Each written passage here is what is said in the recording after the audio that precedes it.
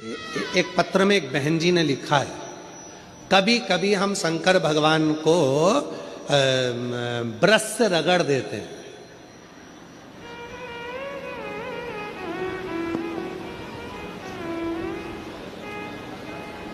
भगवान भोलेनाथ जी भी सोचते होंगे किसके हाथ में आ गया।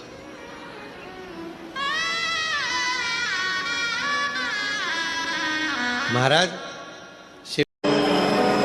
कभी जिंदगी में जब जब कहीं आपको लगता है कि मेरी उलझनें बढ़ रही हैं और उलझनें समाप्त नहीं हो रही हैं, या आपको लगता है कि मुझे बहुत आगे बढ़ना है पर मुझे ऐसा लगता है कि मैं जितने कदम चलता हूं उसके बाद फिर वापस पीछे आकर खड़ा हो जाता हूं, फिर पुनः पीछे आ जाता हूं।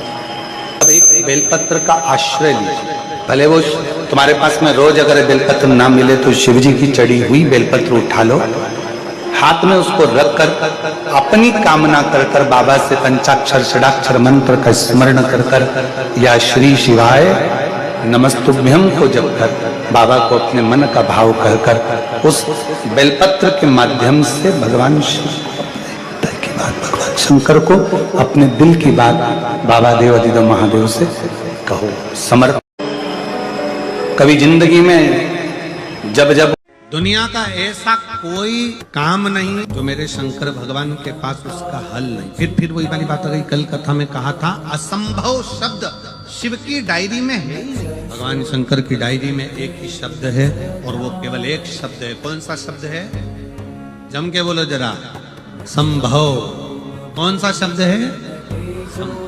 असंभव शंकर भगवान की डायरी में है ही नहीं। बस तुम्हारा विश्वास डिगना नहीं चाहिए, तुम्हारा भरोसा डिगना नहीं चाहिए, और तुम्हारा विश्वास जितना जितना दृढ़ होगा मिले। दुनिया का ऐसा कोई काम नहीं जो मेरे शंकर भगवान के पास उसका हल नहीं। फिर वही वाली बात आ गई, कल कथा में कहा था असंभव शब्द शिव की डायरी में है। भगवान शंकर की डायरी में एक ही शब्द है और वो केवल एक शब्द है। कौन सा शब्द है? जम के बोलो जरा, संभव। कौन सा शब्द है? असंभव शंकर भगवान की डायरी में है। मेरी जीजियों, 7 दुर्वा। कितनी दुर्वा? दुर्वा देखिए ना सबने, क्या बोलते? दुर्वा की धूप है, दुली है, तुम समझ गए ना? हाँ बस ठीक है। हमारे उधर दुर्वा कहते हैं, घास जैसा लगता है दुर्वा। आप लोग छत्तीसगढ़ी भाषा में जो भी बोलते दुल्ली और फुली, जो भी आप बोलते हो। 7 दुर्वा, और उस 7 दुर्वा को जो ये समझ लेना जरा, जिसका आधा सिर दुखता हो, पूरा सिर दुखता हो, नेत्र में भुकुटियां दुखती हो, सुबह से लेकर रात तक घबराहट उत्पन्न होती हो, बेचैनी होती हो और बहुत ज्यादा तकलीफ में चक्कर जैसा बना रहता है, उसके लिए यक्षेश्वर महादेव की आराधना का स्मरण करेगा। ये शिवलिंग है, जलाधारी है, यहां से पानी बहता है। 7 दुर्वा 7 स्थानों पर जलाधारी पर रख दीजिए।